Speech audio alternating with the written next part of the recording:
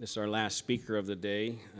Probably doesn't need an introduction for most of you. I have to say that I've watched him for so long that the first time I met him in person, I thought I already knew him, but it's just kind of a weird thing and nowadays with social media. So anyway, Marc Levenson has been in the hobby since 1998, blogging his experiences about his own reef on his website to help others learn husbandry skills. I always think about his NEM tank. He's had some good and some funny ones on that, and some ones that I think gave maybe a little heartache at times. So anyway, most recently he's become an online personality with tens of thousands of followers on his YouTube channel, also geared at helping other reefers through his personal experiences, which I think is one of the coolest things about him. He tells you the triumphs and the defeats, and anyone in this hobby knows that there's plenty of both. His website articles, blogs, and Critter ID cover topics like pest control, feeding techniques, working with acrylics, reef photography, and water chemistry, just to name a few things, which is kind of what he'll talk about today. His online store carries many products like his RODI systems, his custom sumps, which are pretty cool, and even includes some items that he himself invented as clever solutions to make reef keeping easier. Marc is a nationally recognized speaker who regularly recommends supporting local club events, shopping local fish stores, and interacting with others via social media. His other hobby is diving, me too, and so we share a lot in common. So anyway, I'll give the floor to him so he has plenty of time. Thanks, Marc.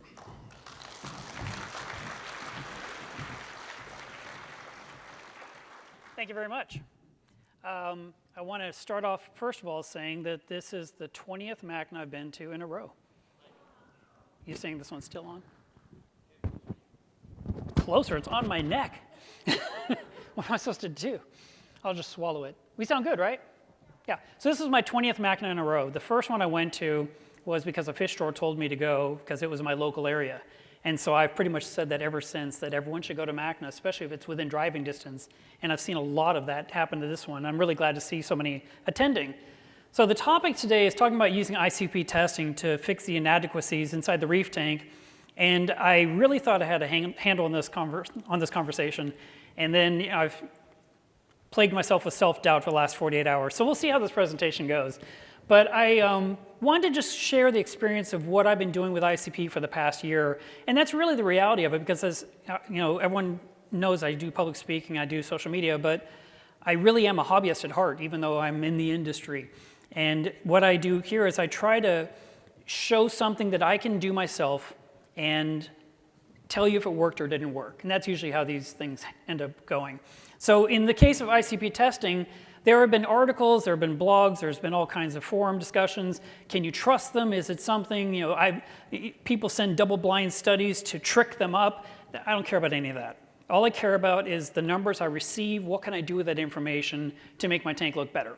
So that was my premise. I go in believing that whatever they're telling me is true, and I'm hoping that they are being accurate and that they're being, you know, timely in getting the information back to me. And when you think about what we do as regular hobbyists, before we even got involved with ICP testing, we would buy test kits. It was the first thing you did when you went to the fish store and you bought your aquarium, you bought some salt, you got some test kits, and then you started cycling your tank and you were measuring. And then we get in this bad habit where we don't test as frequently. We did it a whole bunch in the beginning. It was exciting and interesting. But then after a while, we don't use them as much. And so in that first bullet point, I talk about there are different brands, and you'll hear people say, I don't like this brand, or this one is no good, or this one's fantastic, or this is the only one you should use. But then the other half of that is, if you own them, are you using them? And every Saturday on my stream, I tell people, please test your water today, because those kits will expire. The reagents will expire. And so if you have a kit in your possession that's 3 years old and it's just not empty yet, that doesn't mean you should keep using it. But you are kind of, when you're testing your tank, even with an older kit, you're kind of believing in the kit. Then why so much doubt about ICP testing? That's kind of where I stand on that.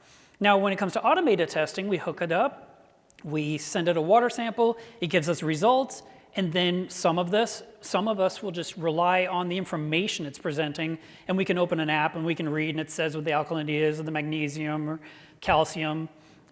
If you have a different type of tester, I have the Trident myself, but if you had like ReefBot, it might tell you nitrate and phosphate or some other test kit that you've inserted into that machine. But again, do you trust those results? Do you trust those results enough that you could automate your dosing based on the numbers being spit out by the machine? And if you do trust it and it's working, again, why doubt ICP testing? So that's why I'm saying I feel like they're trying to do a good job. They may not get it 100% right all the time, but when you get the results, you have to then decide what to do with that information. So we've got a different group of companies right here on this slide. I mentioned ATI, who I've never used. Triton I have used. Reef Labs I've used. ICP Analysis I've used. And Fauna Marin I haven't tried out yet. So the next step is once you've sent in your water sample and they give you these numbers back, what do you do with the information? What information did they give you to help you make your decisions? And we'll get into that. But here's a little tiny snippet from the Triton website. First of all, ICP stands for Inductively Coupled Plasma, the Optical Emission Spectrometry, which was the OES on their test kit. And they use it in a way to break down the water down to its atoms. And we're trying to find out exactly what's in there and see if these elements are present or lacking in the aquarium. So I had a thing that happened last year that I've already discussed online, but I'm just going to bring you up to speed. And it is part of the presentation, but it's not the presentation. So this Sunset Montipora looks brown and it's turning white. There's a Capricornus there that was green that's turned brown. There is I think that's a yellow scroll coral that half of it had bleached out white. I was thinking, what is happening? And I was really concerned because the day before, the tank looked fantastic. It was so beautiful. I was up on my walkboard taking pictures from above, taking pictures from the front, taking pictures from behind. I was like, this tank has never looked better. And the next day this happened, and I thought, what has happened to my tank? And so there's a comparison of the exact same coral days apart. It was unbelievable, and I didn't know what had happened. So what had happened was while I was taking those pictures of the tank, it was just sitting there idly surviving. I always say that my reef lives in spite of me. And the tank was still fermenting on a product that I used to get rid of cyanobacteria. So all I had to do the next day was do a big water change. And I did. I did a big water change, and then my tank just started to decline. And I couldn't understand why. And I'm looking at these different corals that are just vastly different than what they normally look like. This is a chalice that was green with orange mouths, and now you have pink mouths, you have white skin. There's a little bit of green where the light isn't hitting it directly, which I thought, But the Sunset Montipora, which is such a simple, inexpensive, been around forever coral, I had it in 5 different places in my tank, and it was shutting down everywhere at the same time. So it was systemic. It was not this light fixture is hurting that one coral kind of a situation. It wasn't this chemical hit it and now it's burning it. Something else had happened, and I was trying to isolate the problem. I didn't know what had happened yet, and at that time I was doing a series called Reef Diaries on YouTube, and every day I would talk about what I did with the tank that day. And so for about 10 or 12 days, I was telling people, I don't know what's going on with my tank, but it's getting worse every single day. And several said, have you done an ICP test? And I said, no, why would I do that? That is definitely not where the problem is. There's something I'm missing. I kept thinking there must be a contaminant, a magnet has split open, a heater has shattered. I mean, there's got to be something, but I had gone from top to bottom and couldn't find it. So I sent off a sample, and the top test is my 400-gallon tank, and the bottom test is the RODI system. And I'm wearing the wrong glasses for this slide. Hang on a second.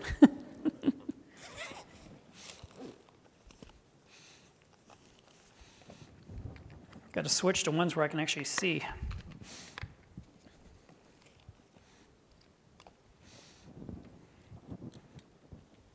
Much better.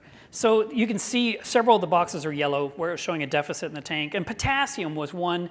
And this is a topic that I've never given any care about until the past year. For 24 years in a row, I never thought about potassium. It just was an element. To me, it was just something that's in the salt mix, and I don't have to think about it. I always would measure my water for any kind of, like a water change. I would test my alkalinity. I would check my calcium, my magnesium, salinity, temperature, maybe pH. And if everything matched, I did my water change.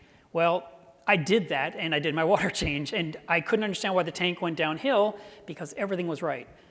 But this test came back with crazy low potassium. This is less than 50% of what it should be. Cobalt was missing, iron was missing, iodine was crazy low, manganese was non-existent, zinc was super low.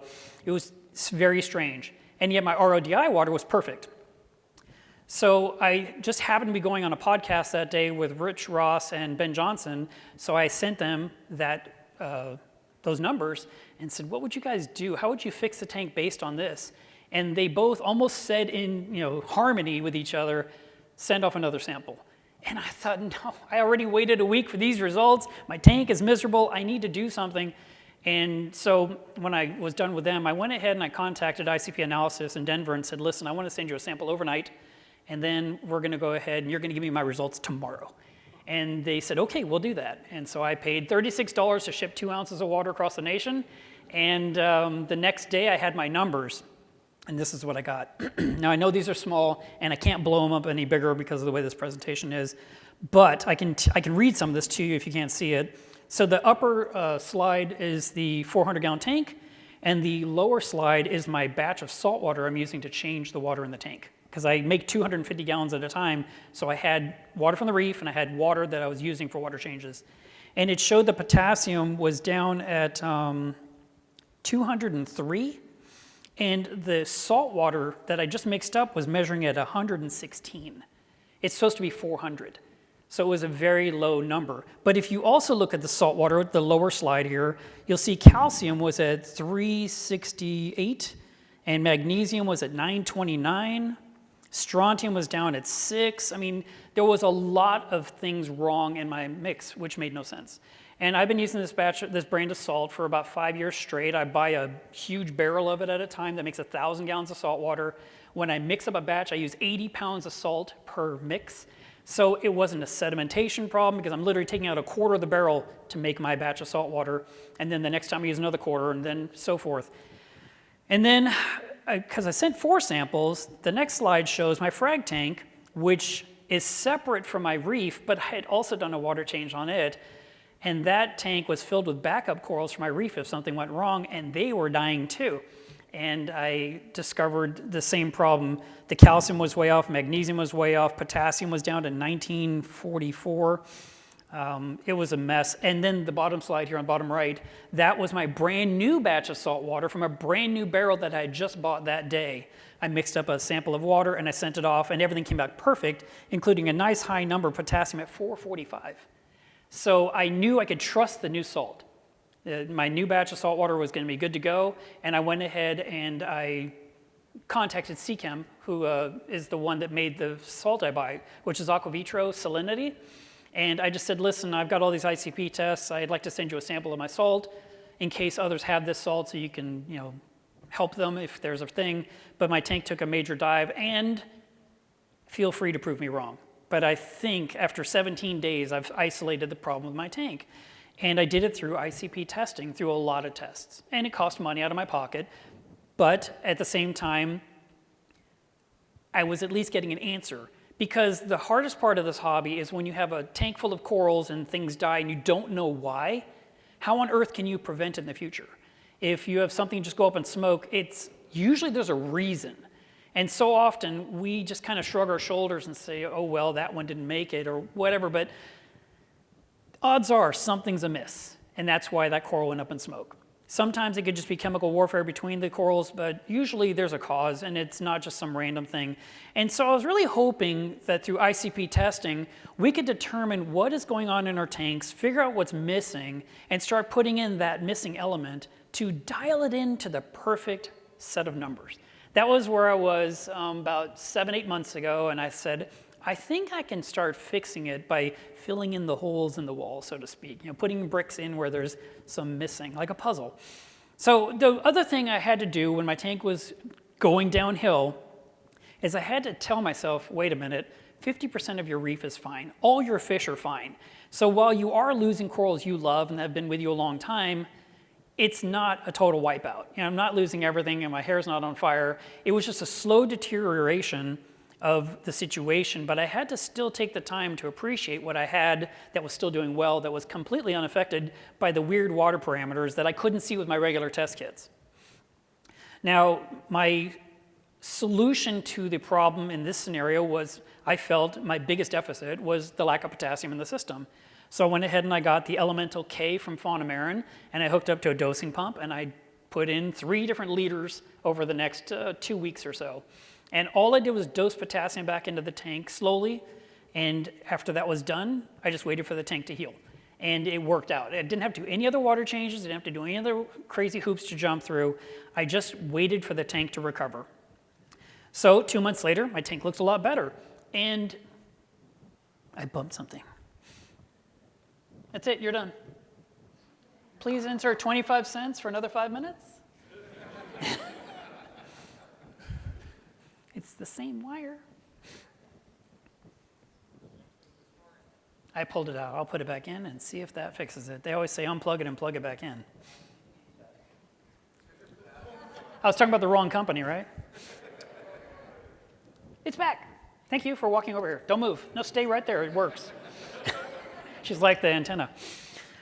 So in this picture here, if you look in the very far right next to that little statuette, you'll see a chalice on the sand.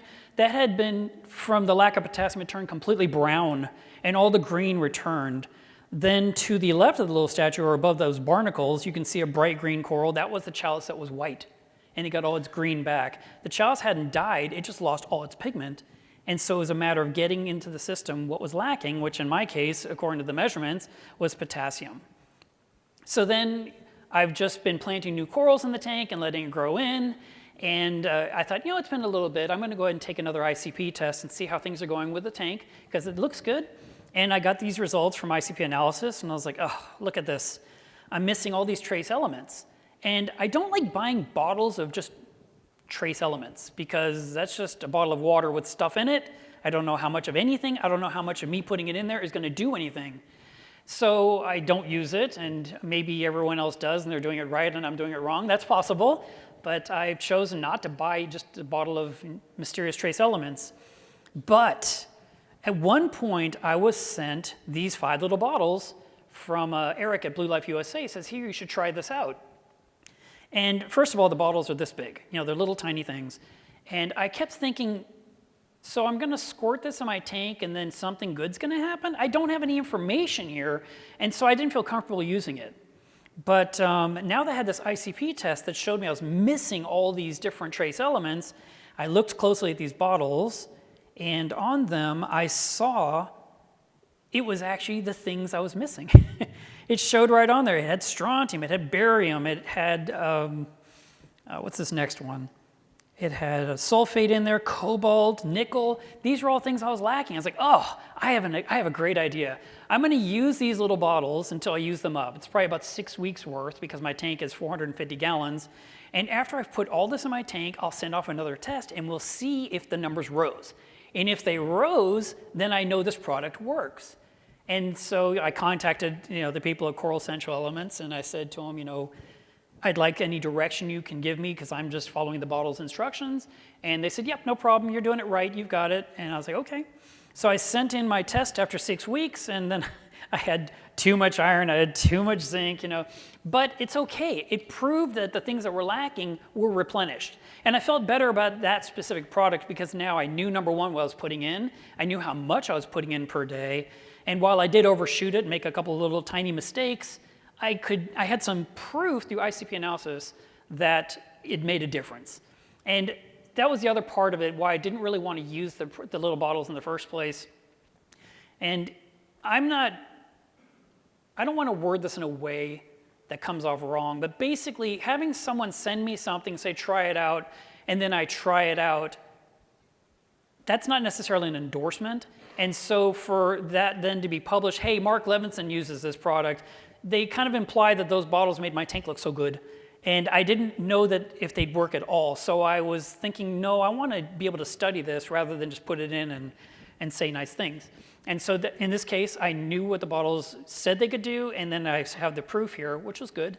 And I was happy to see the change. And it also, I saw things happen, like, for example, my algae turf scrubber started growing a lot more algae than before because I had raised my iron level. I also noticed in one of my tests that my iodine shot up crazy high, but I just dosed it that day. So it made sense that it would be a surge compared to the normal iodine levels I get with every test I send in. So my tank was doing quite well through this whole process. I didn't have any issues whatsoever. And then I thought, all right, what else can I do here? Because I've been in this hobby for 25 years, and so I'm kind of down this rabbit hole now. I'm really enjoying this whole thing about using ICP and learning more about this, and I thought, if I could literally dial this in and get all my numbers perfect, what would my reef really look like? And now I sound like the guy that's chasing numbers, and I kind of was a little bit, but not in an insane way. It was more like a goal. Like, I think I could do this, and I'd really like to see what would happen. So I was talking with Chris over at ACI Aquaculture, and he was talking to me about Reef Blueprint, which are these little tiny bottles, well, different size bottles, but they have the little small ones, and they have these medium size, like 250 milliliters, and they got the 1 liter bottles. And they were the exact element you might be missing from your ICP, and you could just put in just cobalt, or you could put in just manganese, or you could put in just molybdenum, or something like that. And I already had, I've mastered alkalinity, calcium, magnesium, and potassium, so let me play with some other elements. And so that's what I did. I started using these different products called Isolate, and I was putting in only what the tank needed based on the tests. And one of the things that my tank was chronically low on was calcium, even though I have a calcium reactor. The number tended to be around 360, 370, and I really need to be more like 420. And so I bought their version of their calcium, even though you would think powder would save me money and I could do it. This was a formulated concoction that's really, really concentrated. And it's not just calcium chloride. There's something else in there, but I can't remember off the top of my head because I got a bright spotlight on my face right now. But I used that each day, and then I'd do my ICP test a week later, and I could see how it was going. So these are the different things that I was putting in during the last 2 months of my life. And this is a screenshot. I didn't know if the website was going to work for me from here and with the internet and all that, so I just took screenshots. But this is the cover page or the results page on Reef Labs, who I've chosen to go through for the rest of my ICP testing. And in the top section, it shows here the important warnings. And this is where it will go into specifics and tell me where the deficiencies were, like a screenshot. Rather than looking at a bunch of little tiles, you're told cobalt, iron, manganese, nickel, and silicon these are the ones that you should be paying attention to. And then it talks about ratios. And I found this to be interesting. It's not something I've heard a lot of people talking about. So we know that there's a magnesium to calcium ratio, and normally your magnesium should be 3 times your calcium level. But I haven't seen it in this form where they're showing that you should be, something like 3.3 or this optimal range stuff. And so I've been kind of watching that cursory to keep track of where I am as I'm shooting for filling in the voids. And it also, is down here, it showed my salinity, which the other tests have not been doing. The other companies weren't giving me salinity numbers, which is nice to know. And phosphate is always nice to know. I love knowing phosphate. And I have my own test kits, but when they tell me what they have, it's kind of nice to see that it still agrees with my titration kit. And then you've got all your macro elements and your minor and trace elements. And here, this is where the interesting stuff came in for me, where I started looking at numbers that I wanted to correct. And so as I worked my way through here, obviously green is good, yellow is going to be high, and then blue would be low. And manganese has been the bane of my existence. I have put in so much manganese in my tank and had no numbers appear. It's almost undetectable every single test. And the funny thing is, as I'm reading the bottle and reading the website about the exact element, it says it helps in the reduction of nitrate. And I'm like, and I always have nitrate. I'm like, well, now I know. No one's told me I need manganese in my life. Just like for so long, I didn't know potassium was important. So I have been tracking these things. And then you've got the contaminants and toxins. And this is actually, what you're looking at, this screenshot is from my test from 2 days ago. I overnighted it to them for $30, and I got my numbers the next day so I could bring them to MACNA, and everything's green. I'm really happy that I have perfect non-contaminants in my system. Now, when it comes to putting in everything in your tank, there are certain ways that they recommend you add these elements, and mainly, the biggest recommendation was to put them in around the same time of day, usually during the light cycle, not at night, and I'm very nocturnal, and I always think about it about 9:30, 10 o'clock at night. And so, or 11 o'clock, or 1 in the morning, it's like, oh, I forgot. And so I'm putting it in when it's not the right time for the corals. The corals are not in the phase where they would be absorbing these trace elements. So I wasn't helping myself in that situation. So if you're going to mimic me, do it during the daytime. Do it, and you can use dosing pumps and stuff, and I'll get into that in a minute. As you're putting in these elements in your system, you're going to want to know and track your progress. And so like the very first time you used this specific type of product, he recommended waiting 10 days before you send in an ICP test. No, not weekly. So that we can kind of create a baseline. So I did that. I waited 10 days, I shipped off my sample, and it never got there for 3 weeks. It just never got there. And in the meantime, it kind of messed up my starting of this thing because I didn't have my baseline. I just had to keep putting in elements, hoping that it's right, and send off another kit. But now we've gone beyond the 10-day thing, which kind of messed up the math. But I was able to just start sending the samples a different way. So when you buy these test kits, they come with a label, so you can just put it right on the box and ship it, and postage is covered, or maybe it costs you $4 in mail. But since the post office let me down this one time, I started UPSing them to them for $17 a package.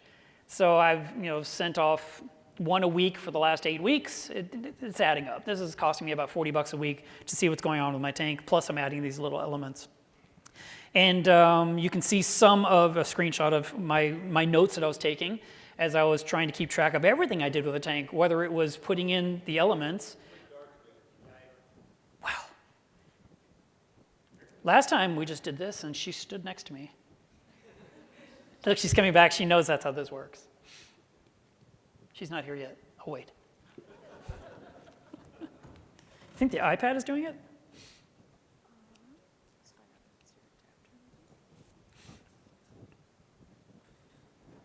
Look, you did it. I told you not to move. So I was taking notes of what I put in there, but I also put in other things. Like on July 10th, you can see where I added my Prodibio products that I put in every 15 days.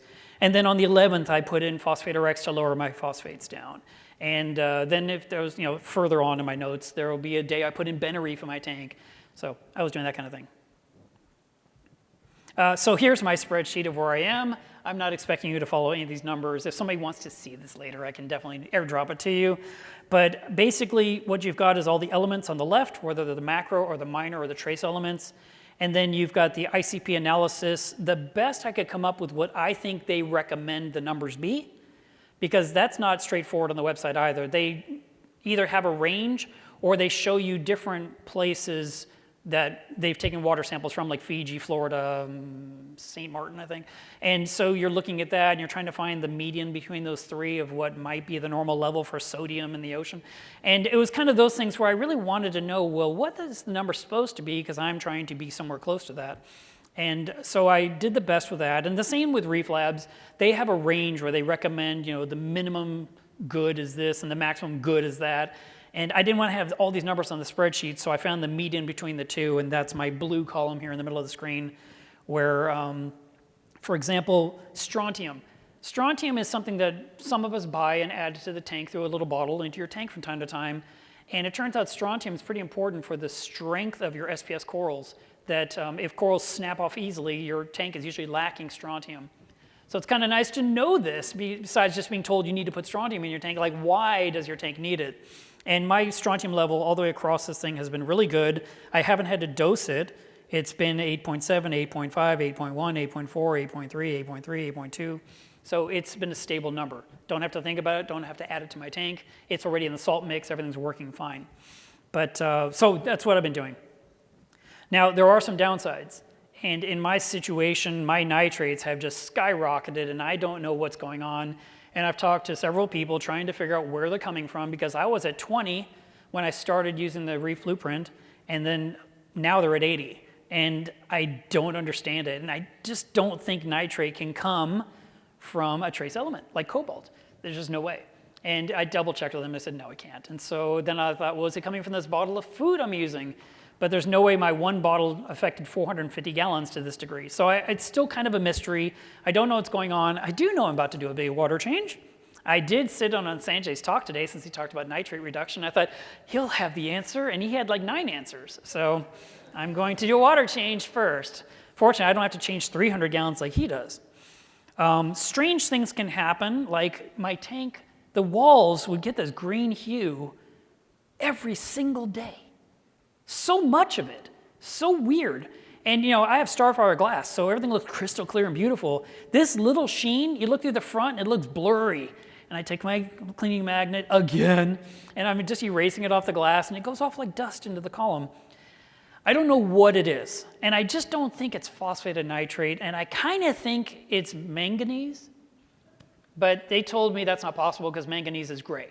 So I don't know what it is, but it's never been like this, and it's been daily like this for a couple of months. But the tank doesn't seem to be affected, so that's good news. And then I mentioned that previous slide, and then there's the thing of cost. You're gonna have to buy your tests, and you're paying for shipping or not, and then if you're going to put in elements, you're paying for the elements. Now, the reason Reef Blueprint was so appealing to me is you're buying super concentrated elements and the prices were affordable. Like, I think one of those little bottles was $13, not $90. And that's the thing, other products in the past, like Zeovit came out with like 5 little blue bottles or 10 blue bottles, and they were expensive. And you were like a mad scientist, 3 drops of this and 1 drop of this on Tuesday, and you had to kind of keep up with it. And I remember a friend, he had a spreadsheet that he printed out and taped it inside the cabinet door in front of his tank, and he'd open it to see what had to be dropped in that day. And this one here, there's something else you can do that makes it a little easier to add the lacking trace elements.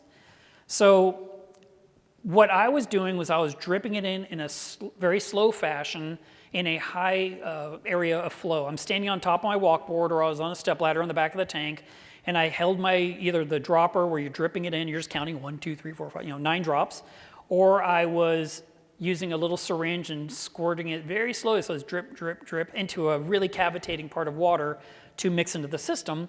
And I kept saying, I gotta take a picture of me doing this for the presentation.